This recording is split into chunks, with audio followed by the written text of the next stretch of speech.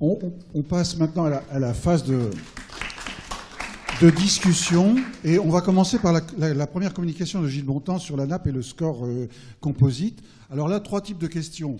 D'abord, vos questions sur sa présentation.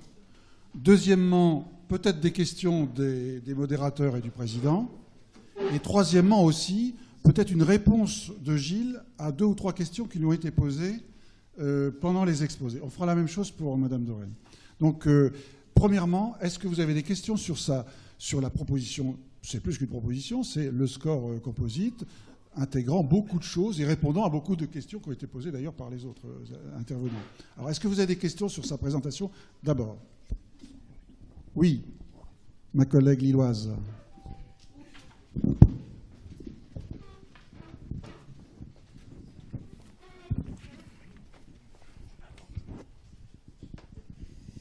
Sylvia Gillard, oui, de Lille. Je voulais vous demander, vous avez donc, à propos de votre score, on va dire, administratif ou économique, c'est très bien d'avoir modulé un taux de chirurgie ambulatoire avec le case mixte. J'ai un petit peu regretté que vous n'ayez pas insisté sur le classement qui a été donné après, en fonction de ces indicateurs. J'ai eu l'impression, mais c'est passé un peu vite, que finalement c'était du privé qui était là, mais ce n'était pas le problème. C'était plutôt des établissements qui avaient justement des cases mixtes très courts. Et donc finalement, ces indicateurs, même poulés, arrivent à une sélection d'un certain type d'établissement pour être en tête de classement. Donc, est-ce que c'est vraiment des bons indicateurs de sélectionner un mode d'organisation d'un établissement? Alors, l'objectif du travail, vous l'avez compris, c'était de donner des clés de lecture par rapport à un taux de chirurgie ambulatoire. Ce taux de chirurgie ambulatoire, il est de 40-50%. Quelque part, les institutionnels l'intègrent comme une cible dans 2 ou 3 ans, effectivement, d'arriver à 66% de taux de chirurgie ambulatoire, quel que soit le type d'établissement, que ce soit une clinique privée monodisciplinaire qui fait par exemple que de la chirurgie de la main ou que de la chirurgie ophtalmologique, ou un CHU qui a un case mix effectivement pluridisciplinaire. Donc l'idée de l'indicateur de performance, c'est de donner une clé de lecture en miroir par rapport à ce taux. Et dans cet indicateur de performance, il est composite, donc il est constitué par 3 variables, avec chacune des variables un poids spécifique par rapport à ça.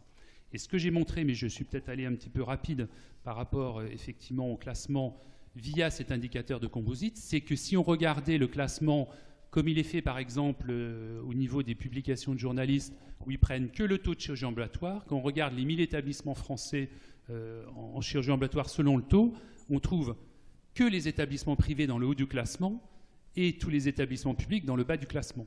Et donc, quand on regarde via l'indicateur de performance, on a des indicateurs, on a des établissements publics qui remontent d'une manière importante dans le classement parce qu'on prend en compte le case mix, parce qu'on prend en compte l'innovation, etc. Et c'est vraiment ça qui est intéressant et qui est important de dire qu'il faut toujours avoir une lecture d'un taux par rapport à des éléments spécifiques concernant sa spécialité. C'est vrai, mais ce n'est pas le problème du privé ou du public. Ce qui m'a interpellée, c'est qu'en voyant assez rapidement la liste, j'avais l'impression que cette sélection, plutôt que sur du privé, mais ça a tombé comme ça, était plutôt des services mono-activité qui arrivaient. Non. Il y a 4 classements, pardon, j'ai été trop rapide. Il y a 4 classements qui sont disponibles. Premier classement, c'est-à-dire national, si on prend les 1000 établissements chirurgicaux en France, publics et privés. Le deuxième classement, c'est le classement au niveau de la région. Par exemple, vous, votre région, vous classez votre établissement par rapport à l'ensemble des établissements de la région, effectivement, Nord-Pas-de-Calais, Picardie. Et le troisième classement, en tant que CHU, vous pouvez vous comparer par rapport à tous les autres CHU. Et le quatrième classement, c'est le classement sur les cases mixtes, c'est-à-dire on compare que des établissements monodisciplinaires et des établissements pluridisciplinaires. Donc vous avez à votre disposition l'ensemble des classements. Là, je vous ai montré pour les problèmes de temps que 2 parties de classement, mais vous avez 4 classements qui sont disponibles dans l'outil. Autre question que vous pourriez poser sur cet indicateur, quand même, qui fait... Alors, Corinne, peut-être? Moi, je connais bien ton diaporama, mais je vois que tu as rajouté quelque chose que tu n'avais pas encore fait. C'est le fameux classement, comme les journaux. Qu'est-ce que ça fait si tu enlèves...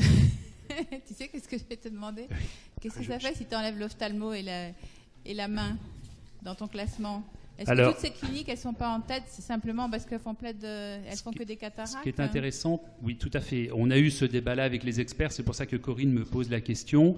Finalement, le fait du volume important de la chirurgie de la main, par exemple, le carpien, le Dupuytren, de volume important des porte-à-4 dont on a parlé tout à l'heure, du volume important de la chirurgie de la cataracte, en France, finalement, est-ce que le classement pouvait être optimal, quelle que soit la catégorie d'établissement?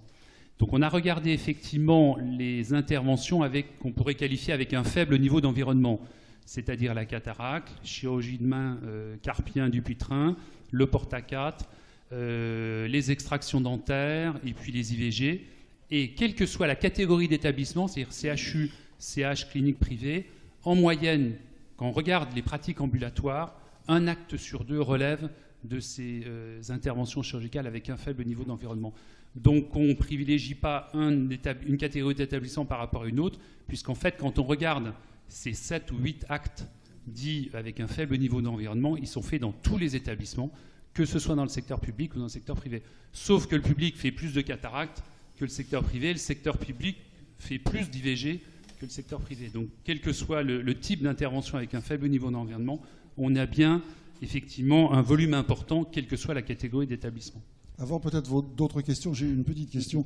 Il nous semblait avoir, parce qu'on a retrouvé dans ce que tu as présenté beaucoup de choses que nous avions demandé pour mettre une pondération et éviter les excès par volume simplement. Une petite question, on a bien aussi montré que ce qui est important dans la performance, c'est la progression, c'est la vitesse de progression. Et c'est sûr qu'un établissement qui est à 2%, qui passe à 30%, même bien en dessous du seuil, mais rapidement en 2 ans, c'est extrêmement favorable et intéressant. Alors qu'un établissement, et on en connaît beaucoup, quel que soit le type d'exercice, qui sont à 50% et qui passent en 15 ans à 52%. Et ça, c'est plus inquiétant. Donc, est-ce que c'est intégré? Je ne sais pas très bien où le situer. Aujourd'hui, il y a deux années qui sont disponibles dans cet indicateur. Il y a l'année 2013 et 2014, et je pense que d'ici un mois, il y aura l'année 2015 qui va être intégrée. Donc, ça va effectivement permettre d'avoir une perspective en termes d'évolution dans le temps. Et ce qui est dit est extrêmement important. Je prends l'exemple du CHU de Dijon, qui, entre 2013 et 2014, a augmenté, je crois, de près de 400 places. Parce qu'effectivement, il avait changé son organisation entre 2013 et 2014. Donc c'est aussi un élément extrêmement important de caractérisation, finalement, des évolutions organisationnelles qui sont mises en place dans les établissements. Donc ce qui est important, c'est la tendance, plus que le chiffre en tant que tel ou le classement une année donnée. C'est vraiment la progression ou la régression, parce que forcément... il y a aussi des établissements qui régressent dans ces éléments-là. Tout à fait. J'allais poser cette deuxième question sur la régression, car nos amis anglais et d'autres nous ont montré que tous les 3 à 4 ans, il y avait une fluctuation des résultats et des performances, et qu'on retombait dans certains domaines en pourcentage et en performance. C'est Baskerville, hein. Baskerville nous avait cité ça, tous les 3 ans, c'est le cycle, ça retombe. Donc il y a intérêt à comparer. Mais voilà, une autre question, pardon.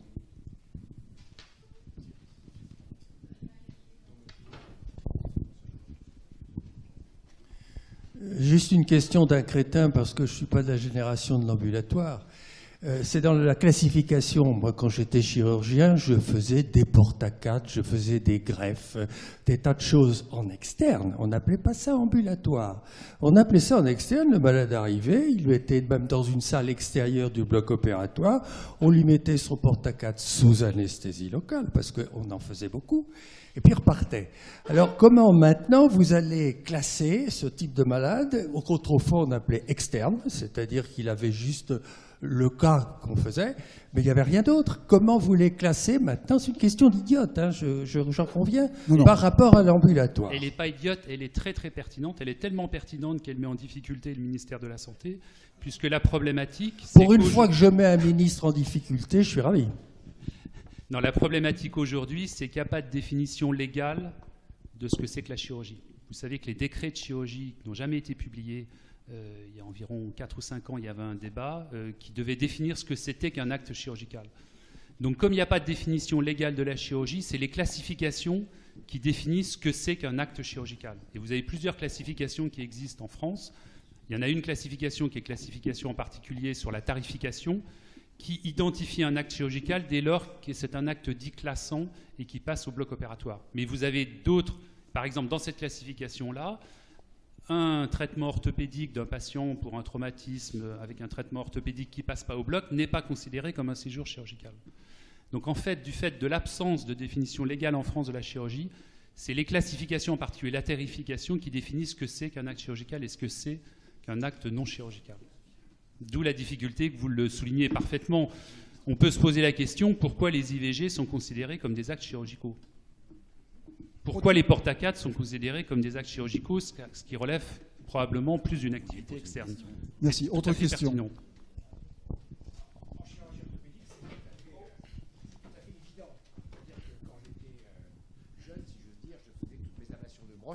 Toutes mes ablations de broche sur les fractures de poutre-au-col en consultation. Je n'ai jamais hospitalisé un patient. Il n'allait jamais au bloc opératoire. C'est-à-dire que dans quelques cas, je faisais une anesthésie locale, dans quelques cas, il serrait les dents. L'ablation de la broche prenait moins d'un dixième de seconde, si on a un peu l'habitude. Cette activité-là était quasiment gratuite, puisque c'était une consultation. Maintenant, c'est facturé en chirurgie ambulatoire. Je ne sais pas s'il y a un réel progrès pour la société en coût. Je crois que vous avez c'est une vraie question, une vraie problématique. Autre question. Massa. Attends une seconde. J'ai vu l'influence de l'organisation sur l'activité ambulatoire, parce que je fais partie d'un hôpital un peu spécial où ils ont ouvert une vraie unité d'ambulatoire le jour où tous les chirurgiens de la main sont partis. Donc c'est comme ça. Il y a eu une équipe de chirurgiens de la main fantastique pendant 15 ans. Et il était prévu de développer l'ambulatoire. Et puis, ils sont partis. Et puis, j'ai succédé à cette équipe. Moi, je fais de la chirurgie lourde. J'avais besoin de grosses traumatos, etc. Et c'est à ce moment-là qu'ils ont ouvert l'ambulatoire. Mais en même temps, il y a eu l'ouverture d'une structure tout à fait individualisée, alors qu'avant, c'était fait dans le bloc commun, avec le reste, etc. Et ben, malgré tout, on a augmenté l'activité de chirurgie ambulatoire, alors qu'on n'est pas une spécialité motrice. Donc, je pense que l'influence de la structure et de l'organisation est extrêmement importante. Et je ne sais pas si... Donc, c'est dans l'indice d'organisation que vous mettez ça. Comment vous le prenez en compte ? Parce que, je crois qu'il faut un bloc individualisé pour que ça marche. Vous avez tout à fait raison. On ne peut pas, via cet indicateur, effectivement, renvoyer vers tous les cas de figure, et dont celui que vous évoquez est particulièrement pertinent. Dans la réflexion qu'on a eue sur la construction de l'indicateur, c'est finalement de se dire que toutes les variables renvoyaient quelque part à une organisation. Le fait, par exemple, de faire de l'innovation en ambulatoire, c'est forcément à un moment donné une performance d'organisation, parce que vous ne pouvez pas envisager que des équipes qui ne maîtrisent pas parfaitement l'organisation pourront étendre leurs indications vers de la chirurgie lourde, comme les prothèses totales de hanche et les prothèses totales de genoux. Donc, via l'indicateur innovation, via l'indicateur indice d'organisation sur le case mix, on a une approche indirecte, certes, mais on a une approche sur, effectivement, l'organisation en tant que telle. Mais bien entendu, cet indicateur doit être complété par d'autres indicateurs. On a évoqué tout à l'heure le taux de rotation. On est tout à fait logique. Ce taux de rotation, par exemple, dans les places, il doit être articulé par rapport au case mix. On ne peut pas envisager d'avoir un taux de rotation unique de 1 patient par jour et par place. Si on fait de la cataracte, ça peut monter à 10 ou 15 par jour du carpien. Si on fait de la prothèse, c'est effectivement 1 patient par jour et par place. Donc en fait, c'est plusieurs indicateurs qui vont pouvoir permettre de vous répondre effectivement à cette question. Mais c'est vrai que la réflexion dans l'indicateur de performance, c'était de prendre en compte au maximum ces éléments organisationnels. Et d'ailleurs, c'est un indicateur plus de performance organisationnelle qu'un indicateur économique, parce qu'on n'a pas du tout d'éléments économiques dedans. Merci Gilles. Une question de Gilles Quevelier.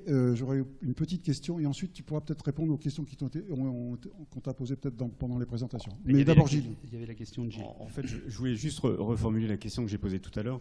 Là, Gilles, tu nous as donc présenté un indicateur de performance d'établissement. On est aujourd'hui avec les CNP de spécialité. Le côté formidable de ton indicateur de performance, c'est qu'on peut tout à fait l'utiliser pour les spécialités.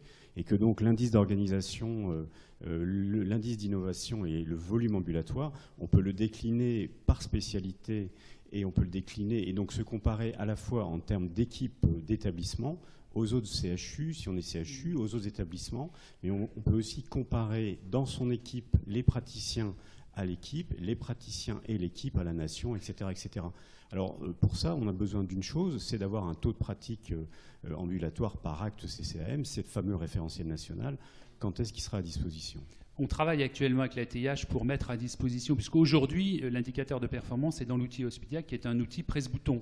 Donc on sélectionne un établissement et on a effectivement les référentiels par rapport à cet établissement, mais pas forcément les référents nationaux.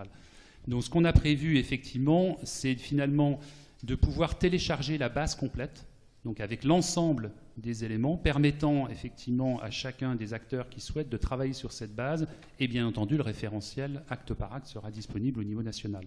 Donc on travaille avec la TIH pour effectivement en un clic pouvoir télécharger l'ensemble de la base et que finalement chaque société savante puisse à partir de sa spécialité travailler sur ces éléments pour identifier finalement les pratiques constatées, voire travailler par rapport à des recommandations de bonnes pratiques.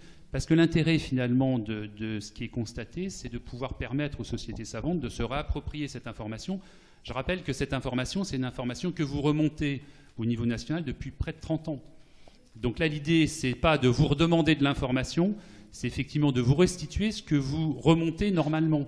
Donc c'est vraiment ça la logique qui nous a conduit, de faire en sorte que vous ayez à votre disposition des éléments que vous remontez, ce qui paraît complètement logique, que le producteur de l'information, il soit effectivement, là, cette information soit restituée. Vous allez remonter l'information, mais c'est eux qui vont devoir... Non, aujourd'hui, l'information est disponible au niveau national. Simplement, en un clic, on pourra télécharger l'ensemble de la base de données permettant aux sociétés savantes, aux professionnels de travailler. Ils devront la traiter pour avoir leurs résultats simplement de leur spécialité. Oui, mais c'est un fichier Excel tout simple, hein, donc ça va être quelque chose avec les établissements en ligne et puis en colonne toutes les différentes variables, donc ça va être très facile à traiter. En fait, oui, Corinne, tu as raison, ça sera bien le DIM de chaque établissement qui fournira aux équipes, par rapport au référent national, leur position.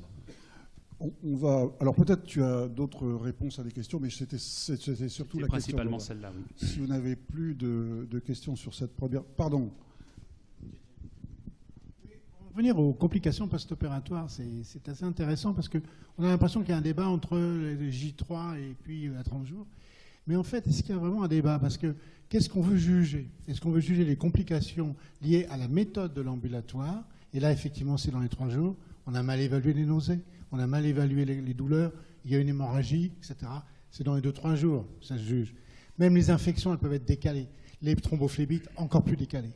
Plus on va se rapprocher du mois post-opératoire, plus ce n'est pas l'ambulatoire qu'on va juger, mais l'acte chirurgical lui-même, les mêmes complications que l'hospitalisation conventionnelle. Donc c'est pour dire qu'il n'y a pas, comment dirais-je, vraiment d'opposition entre les deux.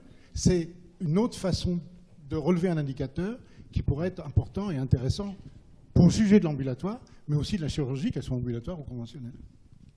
Non, je crois que ce genre de débat, d'ailleurs, a eu lieu bien avant nous et la réflexion a été faite et la réponse, c'est 30 jours ou 28 jours, et aussi bien pour les complications anesthésie, chirurgie, socio-économique et tout, et c'est 30 jours. Et c'est pareil, c'est aussi bien pour les thrombophlébite que pour les complications chirurgicales, les effets secondaires, mais c'est 30 jours, c'est pas 3 jours. Simplement, pour compléter, effectivement, dès lors qu'on chaîne les séjours, parce que la problématique, c'est effectivement le chaînage des séjours, or on sait chaîner les séjours entre les séjours d'hospitalisation, donc on peut calculer n'importe quoi dans la base PMICI. Donc aujourd'hui, il n'y a pas de limite technique par rapport, effectivement, à l'identification de différents calculs de taux de réhospitalisation ou, effectivement, des taux de complications. Merci Gilles.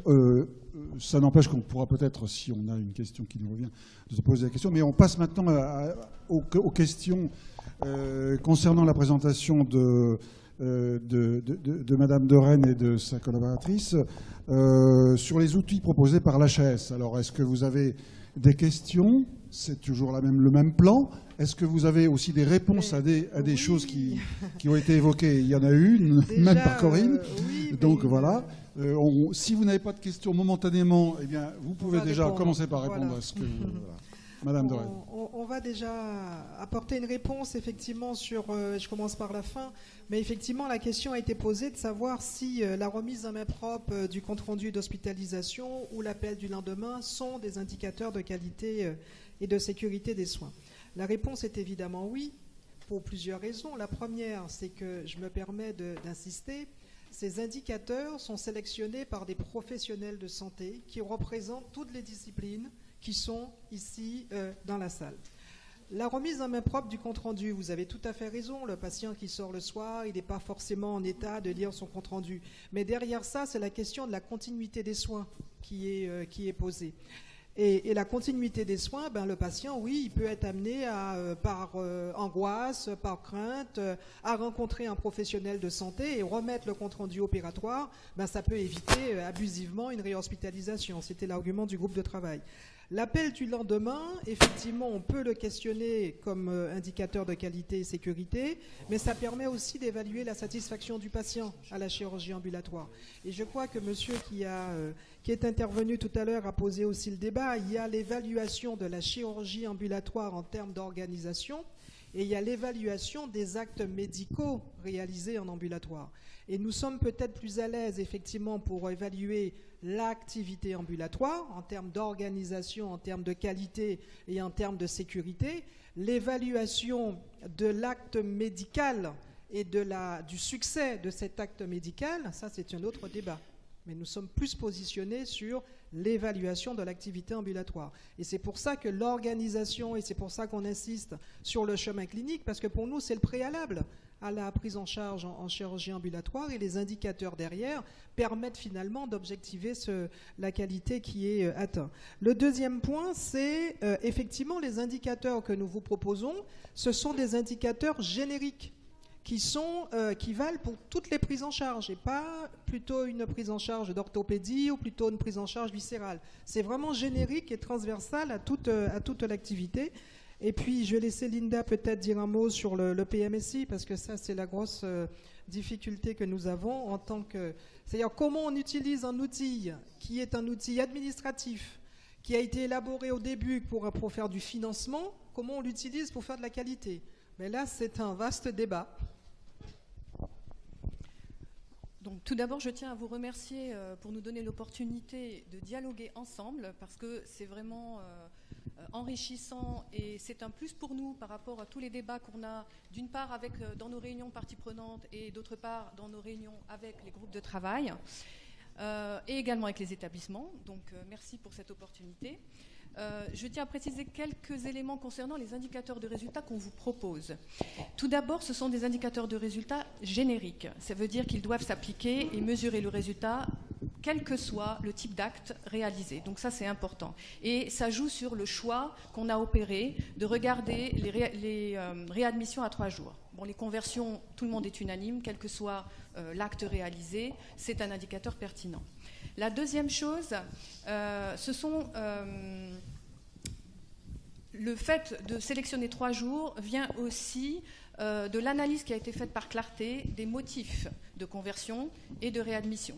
Les motifs de réadmission majorité, quand on prend toutes les actes réalisés, c'était les hémorragies, la douleur, et voilà. Donc nous et le groupe de travail, on pense que dans un premier temps, on peut vous proposer cet indicateur qui ne nécessite pas d'ajustement, parce que justement, à 3 jours, il a des chances d'être très lié à ce qui s'est passé durant le séjour hospitalier, et ça, c'était aussi un facteur pour le sélectionner. Et c'est un facteur d'amélioration pour le patient, pour réduire donc la douleur et réduire les taux d'hémorragie. Donc, il a été jugé pertinent cliniquement et pertinent pour l'amélioration, là, tout de suite, dans un premier temps. Ça ne veut pas dire que c'est figé. On peut développer d'autres indicateurs par la suite. Ce qu'il faut savoir, c'est que l'indicateur de résultat à 30 jours, les réadmissions à 30 jours, il y a plusieurs problèmes et limites qui se posent. Ça nécessite un ajustement, ça c'est fondamental. Cet ajustement, on ne peut pas le déduire directement de ce qui se fait par exemple à l'étranger. Ils n'utilisent pas la même SIM que nous, les mêmes codes, etc. Donc ça demande un travail scientifique en soi. Ce travail a été partiellement réalisé par Clarté entre 2010 et 2013. Et parce que Clarté tentait de proposer un indicateur directement lié à des complications médicales, ce qui a été l'occasion donc d'avoir une valeur prédictive positive très basse, parce qu'en fait, au travers du codage et à cause des biais de codage, on ne peut pas juger du lien avec les complications directement à partir du PMSI. Ça, c'est important à connaître. Donc, un indicateur à 30 jours brut ne préjugera pas de la qualité ou du lien avec la qualité. Il sera peut-être plus spécifique des actes réalisés, qu'à 3 jours. Et donc, il demandera un travail supplémentaire important. L'autre écueil, c'est que quand on rend aux établissements, la réadmission peut se faire dans le même établissement ou dans un autre établissement. Et si on veut comparer les établissements, c'est un peu difficile de lier une réadmission dans un séjour, d'un séjour à un acte réalisé dans un autre établissement. Donc il y a aussi ce facteur à prendre en compte en termes de dispositif national et de comparaison interétablissement. Donc voilà. Maintenant, pour répondre à certaines questions, de l'affût notamment, peut-être. De l'affût. Si vous souhaitez que l'on travaille ensemble pour définir des indicateurs de qualité spécifiques à vos problématiques que vous avez soulignées, il faut que l'on discute ensemble parce que ça demande un certain travail. Mais on est tout à fait ouvert en fait au dialogue. Donc vous pouvez venir pour en discuter avec nous. Mais ce sera un travail qui sera à part de ces travaux d'évaluation de la chirurgie ambulatoire actuellement en cours. Corinne, puis Richard. Oui, moi je reviens toujours, excusez-moi, sur ces fameuses réadmissions 30 jours. Dans les publications internationales, puisque ce choix de cet indicateur est un choix international et que vous avez voté pour. Hein, voilà. Donc, ce taux de réadmission international, c'est toutes les réadmissions, qu'elles soient en rapport ou pas avec la chirurgie. Donc, ça nous permettrait de nous comparer avec les autres pays. Donc, c'est important, que ça soit en rapport ou pas avec la chirurgie, c'est ça. Donc, oui. Alors, ce taux, excusez-moi, oui. Le papier que j'ai cité, qui rapporte le suivi après plus de 60 000 interventions réalisées en ambulatoire. Ils ont regardé un petit peu les réadmissions en fonction du délai, justement. Et ça a été fait, justement, le délai à 3 jours. Il y a quasiment rien, il y a quasiment 0 réadmission. Vous connaissez cette publication? Parce que c'est pour ça qu'il faudrait quand même travailler un petit peu avec les acteurs pour voir quand on choisit les 3 jours. Je veux dire, il n'y a rien. C'est-à-dire donc, que nous, en fait... Non, mais vraiment, c'est une erreur de stratégie, je crois. On a évalué en fait les chiffres avant de proposer et de valider. Donc on a à peu près 1%, mais 1% sur plus de 2 500 000 séjours, il y a une marge d'amélioration claire. Et c'est aussi, il faut penser aux patients, un nombre de patients important qui est réadmis dans les 3 jours pour hémorragie ou douleur, on doit pouvoir améliorer ce taux. Très bien. Richard Villet. Voilà, je me présente, je suis chef de service dans un établissement qui fait de l'ambulatoire. Et si vous voulez, je vais vous poser une réflexion et en même temps, ça va déboucher sur une question. Vous l'avez très bien dit, vous cherchez des indicateurs qui sont en fait des indicateurs génériques.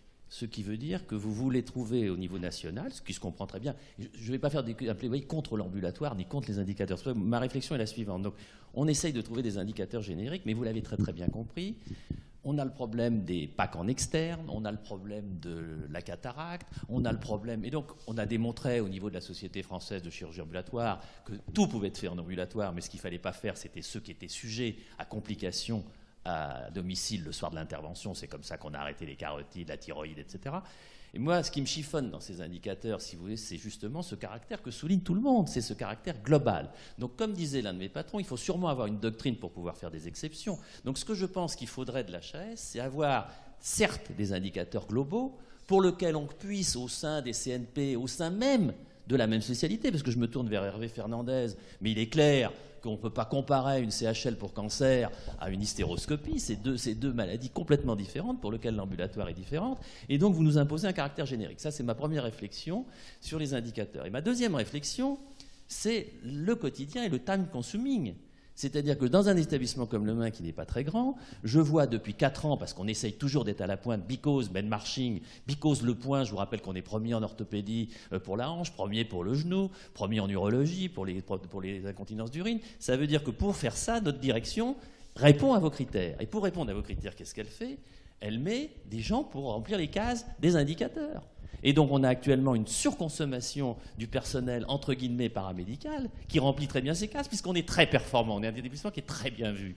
Mais à l'inverse, on diminue nos soignants de façon considérable, et la vie quotidienne, pour faire marcher cette unité d'ambulatoire, est extrêmement difficile. Donc, je trouve qu'on va, alors qu'on est tous pour l'ambulatoire, vers une quadrature qui est en ce moment très difficile à vivre, et j'aimerais bien, si vous voulez, que là, il y ait une réflexion des tutelles très importante, parce que moi, je ne fais pas du tout de l'anti-HAS, mais je me dis qu'on veut bien travailler avec vous, mais que vous nous imposez. Alors, est-ce qu'il ne faudrait pas disons, de mettre des ordres de priorité, dire celui-là c'est très important, on fait celui-là, mais pas donner 25 indicateurs dont certains n'ont plus aucun intérêt, peut-être y compris le coup de téléphone, si vous voulez, qu'à notre époque, les gens ont des SMS, ils vont eux-mêmes, ils savent ce qu'on fait exactement tous les jours, ils ont sur YouTube, ils ont leur... Donc vous voyez, il y a vraiment un problème qu'on a vraiment du mal à vivre au quotidien, et c'est ça ma question, et je ne sais pas comment vous voyez les choses.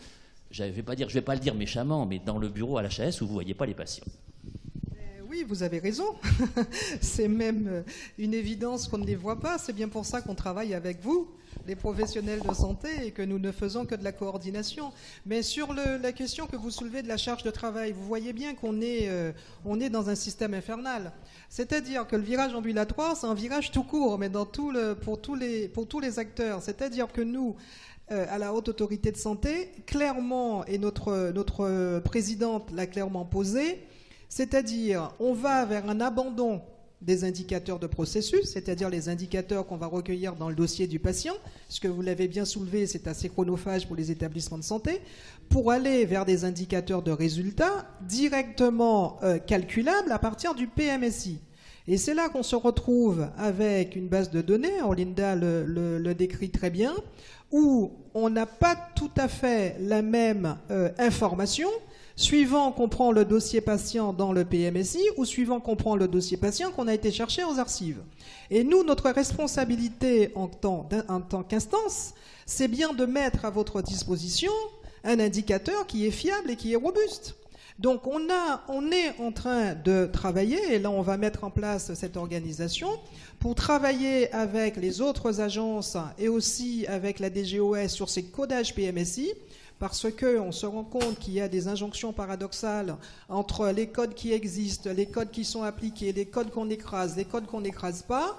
On va mettre les acteurs autour de la table pour reposer, parce que la question a déjà été posée, pour reposer les débats et voir comment on peut obtenir cette adéquation entre ce qu'on trouve dans le PMSI et ce qu'on trouve dans le dossier du patient. Ce n'est que comme ça qu'on va pouvoir progresser vers le PMSI et les indicateurs de résultats.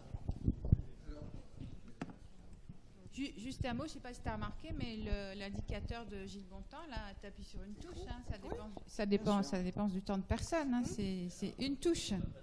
Bien sûr. Oui. C'est un débat.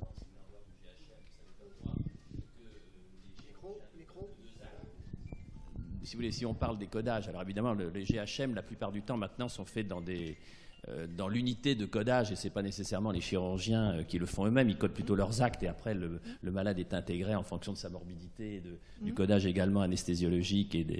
Mais il est clair que si vous voulez, le problème du codage même de l'acte, vous le savez, les médecins, les chirurgiens ne sont pas des saints. Ce n'est pas des truands, mais ce n'est pas des saints. Donc dans le choix de l'acte, notamment dans le libéral, donc le recueil de l'information, je pense que les urologues le savent très bien, ils ont bien défendu leurs actes, c'est un vrai sujet. Parce que quand vous venez effectivement faire des contrôles de dossier, c'est pas par malhonnêteté, c'est que ça tombe parce que c'est comme ça que ça se passe. Alors deux questions encore. D'abord notre ami Beaulieu, et puis ensuite Gilles Cuvelier, pardon. Après, on arrivera au dernier quart d'heure pour la dernière présentation. J'ai une question un petit peu naïve. Je constate qu'il y a beaucoup d'agences pour évaluer l'activité qui est la même finalement. Pourquoi il y a tant d'agences, premièrement, et deuxièmement, pourquoi vous n'utilisez pas les mêmes indicateurs? C'est le moment où je sors le joker. Pourquoi il y a autant d'agences? Est-ce que je vais répondre à cette question? Est-ce que je vais répondre à cette question? Je crois que non. Maintenant, les agences qui existent sont créées par des décrets, etc. Je pense qu'elles sont complémentaires. C'est vrai que la NAP est plutôt positionnée sur le champ de la performance, la Haute Autorité de Santé sur le champ de la qualité, de la sécurité des soins, et tous les indicateurs nationaux sont maintenant à la Haute Autorité de Santé. Je pense que vous m'en voudrez pas de ne pas questionner l'existence des autres agences. On parle de diminuer le nombre des agences. Écoutez, ça a déjà été fait, puisque maintenant les Prus a été regroupé avec l'INVS. Maintenant, il y a une grosse agence nationale de santé publique, donc peut-être qu'il y en aura d'autres. Et pourquoi vous n'utilisez pas les mêmes indicateurs? Mais parce que nous ne sommes pas positionnés sous le même champ. Un indicateur de performance, ce n'est pas un indicateur qui permet forcément d'améliorer la prise en charge. Non, déjà, Vis-à-vis de ce que vous venez de dire, mon cher collègue, moi je suis du CHU de Nancy, on est probablement bien moins placé que vous, donc je voudrais faire 2 commentaires. Le premier, c'est que, effectivement, qu'il s'agisse de la HAS ou de la NAP, certes, ils sont fonctionnaires comme vous et moi, mais pour avoir travaillé en particulier comme expert à la HAS, ils ont une redoutable arme de guerre sur le plan scientifique, c'est-à-dire leur étude, et je crois que là-dessus, ils sont tout à fait irréprochables. Donc, je ne suis pas de ceux qui disent, effectivement, la HAS, ils nous gonflent, etc. Enfin bref, vous voyez un petit peu. Bon. Donc, vis-à-vis de ce que vous avez présenté, je trouve que c'est tout à fait... Non, mais je sais bien, mais c'est pour vous, voilà, exactement. Enfin, voilà. Ça, c'est le premier point. Le deuxième point, on a commencé à faire de la chirurgie ambulatoire. Je suis chirurgien orthopédiste. En 1997, dans mon service, et à l'époque, les collègues m'ont beaucoup critiqué parce qu'il y avait une unité et j'ai donné cette unité, donc j'ai perdu des lits parce qu'à l'époque, vous connaissiez le système, il fallait donner 2 lits, on en récupérait, etc. Et j'ai donné la responsabilité de cette unité à un médecin anesthésiste. Alors on m'a dit, oui, ça y est, voilà, exactement comme tu le dis, monsieur le secrétaire général, oh là là, etc. Mais ça s'est très très bien passé. Et enfin, je voudrais, madame, prendre publiquement votre défense et me faire l'avocat de la proposition que vous avez exprimée de façon claire, saine et intelligente de prendre comme indicateur le délai de 30 jours. Or, je me tourne vers vous, madame, et encore une fois, avec beaucoup de respect, vous semblez engoncée sur les 2 ou 3 jours. Mais je pense qu'il faudrait sortir de cette séance de l'Académie de chirurgie en validant votre proposition. J'allais dire que vous le vouliez ou pas, c'est quand même quelque chose qui nous intéresse et qui est multifactoriel.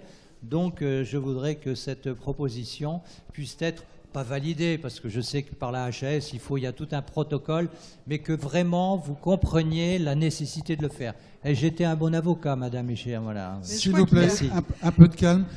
Une question... Juste si vous permettez, professeur, juste vous dire qu'il n'y a pas d'opposition de principe. Vous voyez bien que c'est plus un problème de méthode et de validation que l'opposition de principe. Mais on peut vous le dire aussi, nous on réfléchit aussi à travailler sur les registres. Parce qu'il y a de plus en plus des équipes qui ont des registres qui sont bien tenus, des registres au niveau national.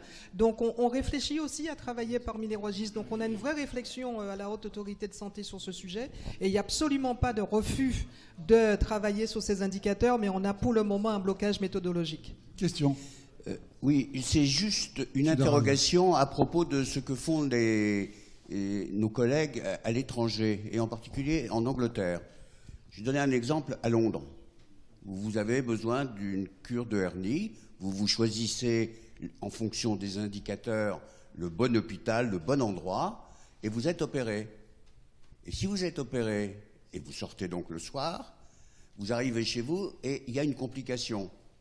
On ne vous reprend pas dans l'hôpital qui est spécialisé dans l'ambulatoire, vous devez aller dans un hôpital d'urgence en dehors. Alors ça, je peux vous dire que c'est très compliqué. Pourquoi ?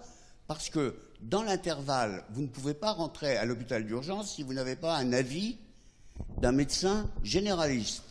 Donc, vous allez voir le médecin généraliste qui vous dit « d'accord, allez aux urgences ». Et je peux vous dire que pour l'avoir vécu familialement, c'est très difficile. La deuxième chose que je voulais dire à propos des indicateurs, c'est quelque chose qui m'a toujours perturbé. On a, par exemple, pour l'activité des services et leur qualité, des indicateurs qui sont publiés régulièrement tous les ans dans les grands journaux généralistes. Et j'ai toujours été étonné que, par exemple, un hôpital qui était extrêmement bien classé en 2015 se retrouve 26e en 2016. Alors on se dit, tiens, qu'est-ce qui s'est passé ? Cette qualité que je reconnaissais l'année dernière n'existe plus à cause des indicateurs. Et au-delà de ça, quand vous réfléchissez bien aux indicateurs, il faut s'imaginer que comment fonctionne un hôpital avec des gens qui sont dedans. Vous avez par exemple, on a parlé de la chirurgie de la main, un grand spécialiste en orthopédie de la chirurgie de la main. Et puis il a disparu. Et le critère de qualité de cet hôpital ne viendra reconnaître la disparition, enfin le départ de ce spécialiste que 3 ou 4 ans plus tard.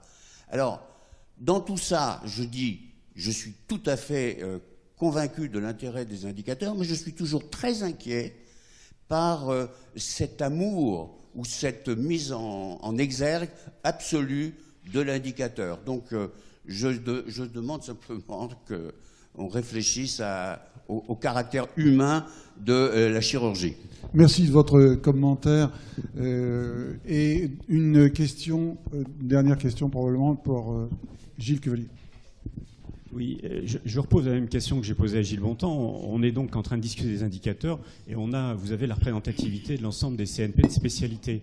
N'est-il pas envisageable d'avoir un référentiel national aussi pour vos 5 indicateurs de processus et 2 indicateurs de résultats qui seraient par spécialité? Et là, ça serait tout à fait intéressant puisqu'on l'a bien vu, le taux de réadmission, de conversion, il est très différent d'un acte à l'autre. Alors, est-ce que ce n'est pas envisageable par acte CCAM?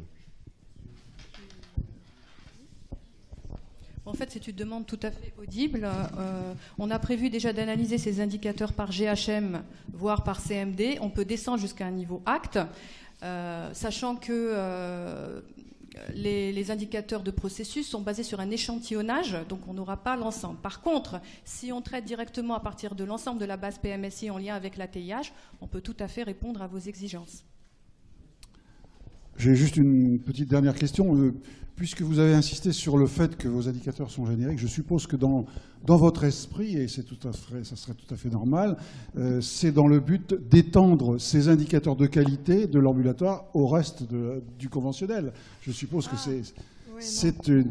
c'est un espoir dans une perspective, non? Non, alors le terme générique, c'était pour dire justement que ça vaut pour une prise en charge en orthopédie, en urologie ou en vasculaire. C'était ça. C'est-à-dire parce que vous voyez bien qu'entrer par discipline ou spécialité, ça est trop compliqué, on n'a pas suffisamment de ressources. Donc générique parce que ça s'applique à toutes les prises en charge, quelle que soit la chirurgie.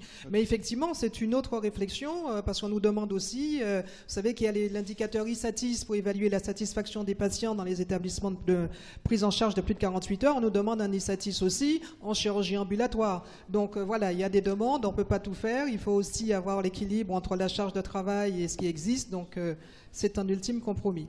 Mais je voudrais, si vous permettez, juste un dernier mot, vous dire que les CNP, les sociétés savantes, les CNP, dans toutes leurs composantes, les trois composantes, nous avons fait une première réunion des parties prenantes, c'était au mois de novembre 2014 de mémoire, et nous allons en faire une autre probablement vers la fin de l'année, vers novembre. On va vous envoyer assez rapidement les dates pour que vous puissiez bloquer dans vos agendas, pour vous présenter justement les résultats de ces indicateurs. Et vous allez voir qu'effectivement, l'idée qu'on peut avoir au niveau national de certains critères, quand on regarde le résultat auprès des établissements, on a l'ambition qui est un peu réfrénée. Donc on va vous envoyer une invitation et vous serez conviés pour avoir la primauté de ces résultats. Merci. On va demander maintenant à Corinne, pour les 10 dernières minutes, de venir à la tribune pour voir si elle a des réponses aux questions qui lui ont été posées ou des questions que vous pouvez lui poser.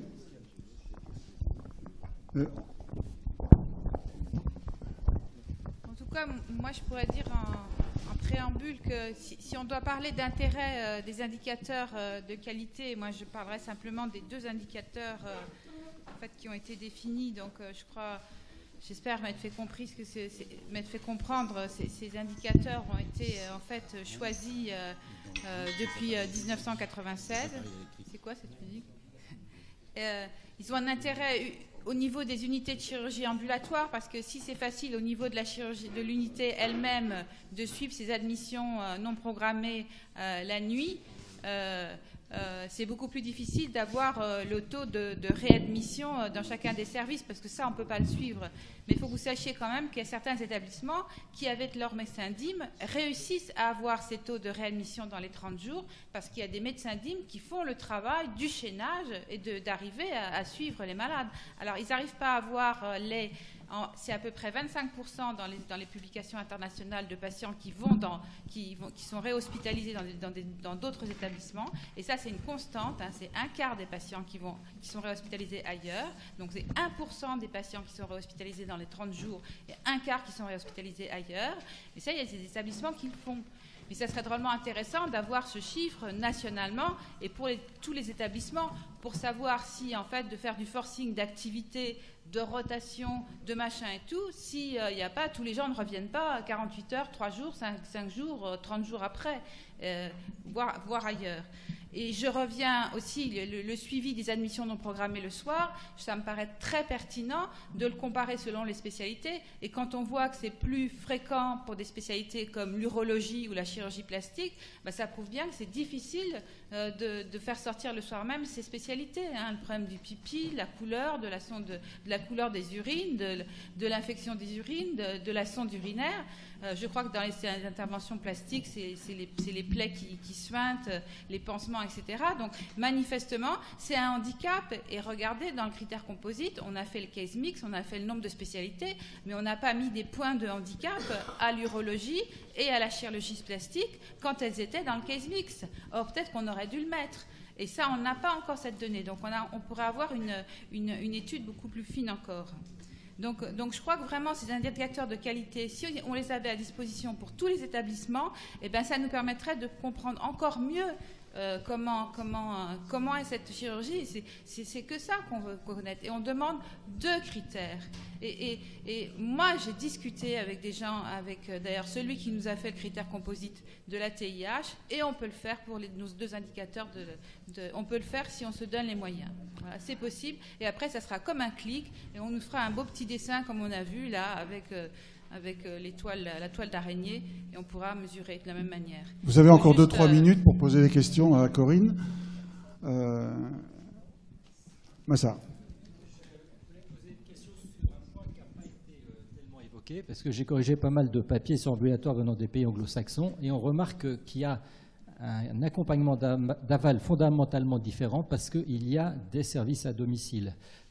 Alors que là, on a beaucoup parlé de l'accompagnement par l'établissement, ça c'est bien sûr important, le coup de téléphone, le suivi, mais il y a les services à domicile. Par exemple, il est pratiquement impossible de trouver un kiné qui vient à domicile dans certains arrondissements de Paris. Bon. Et il faut faire les courses, il ne faut pas que la personne âgée se prenne les pieds dans le tapis lorsqu'elle se lève la nuit, sinon elle tombe, elle se recasse autre chose, etc. Donc c'est pour ça que je pense que l'ambulatoire, il reflète un peu le niveau d'organisation générale socio-économique de la population. Et qu'on fait peut-être, on m'a déjà dit non, mais moi je pense que si. Non, mais je sais pas, excusez-moi, mais je ne sais pas si c'est vraiment le problème de la chirurgie ambulatoire, parce que si vous faites des sorties à J1, si vous faites une sortie à J1 et J2, ce problème est exactement le même. Absolument. Hein, voilà.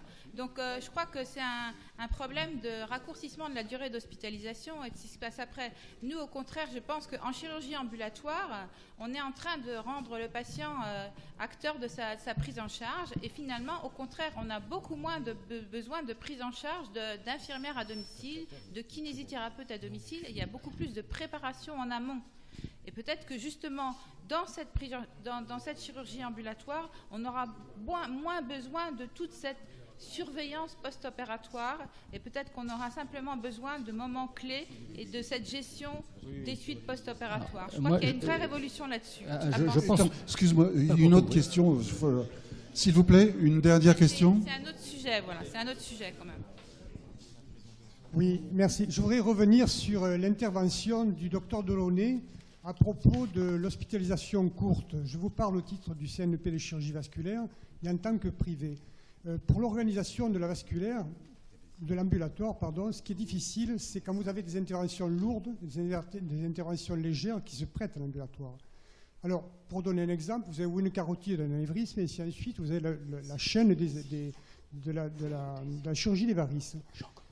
Normalement, si vous faites de l'ambulatoire, vous commencez par les varices, et si vous enchaînez par l'anévrisme ou la carotide, vous avez, à juste titre, l'anesthésiste qui vous saute à la gorge. Parce qu'on aimait bien savoir si la carotide se réveille, et on a toute la journée pour la gérer.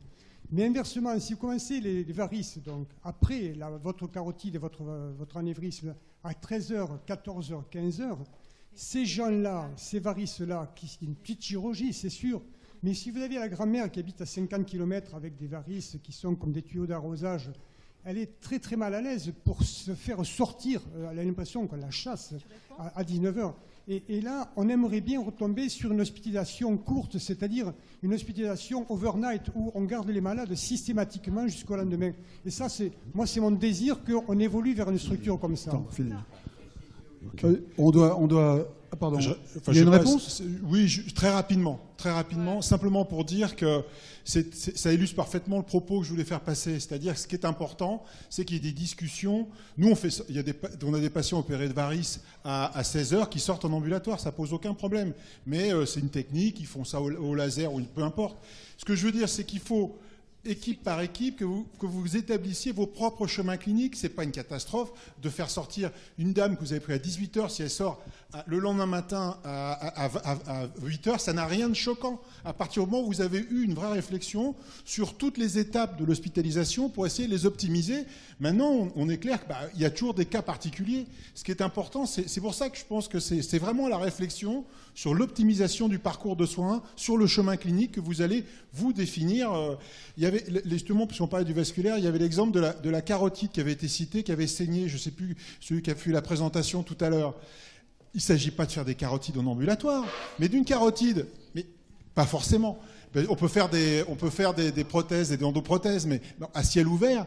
Mais d'avoir déjà mené, si elle, je ne sais pas, nous, elle doit être autour de 4-5 jours, 4 jours la durée d'hospitalisation. Si on la ramène à 2 jours, avec toute une démarche pour pouvoir raccourcir en optimisant avant, pendant et après, moi je trouve ça très bien. Merci, ça, une dernière petite question pour revenir sur le commentaire de Jacques Beaulieu sur les agences. Mesdames et Gilles, avez-vous participé à l'élaboration du guide sur l'ambulatoire publié par la DGOS ce matin ? Nous l'avons relu, nous l'avons reçu pour lecture. Oui. Très bien, merci. Nous n'avons pas été sollicités par la DGOS pour effectivement relire ce document. Mais par contre, on a travaillé ensemble pour le programme de travail commun. Très bien. Donc, alors, la conclusion, soit Corinne, soit notre président. Non, pour moi, juste une petite remarque. Il fut un temps où dans cette enceinte, on discutait les indications de la chirurgie. Maintenant, on discute les indications des indicateurs. Je crois que c'est un signe des temps, mais un signe des temps important de l'évolution actuelle de la chirurgie. Merci à tous d'avoir été patients et pour cette belle séance.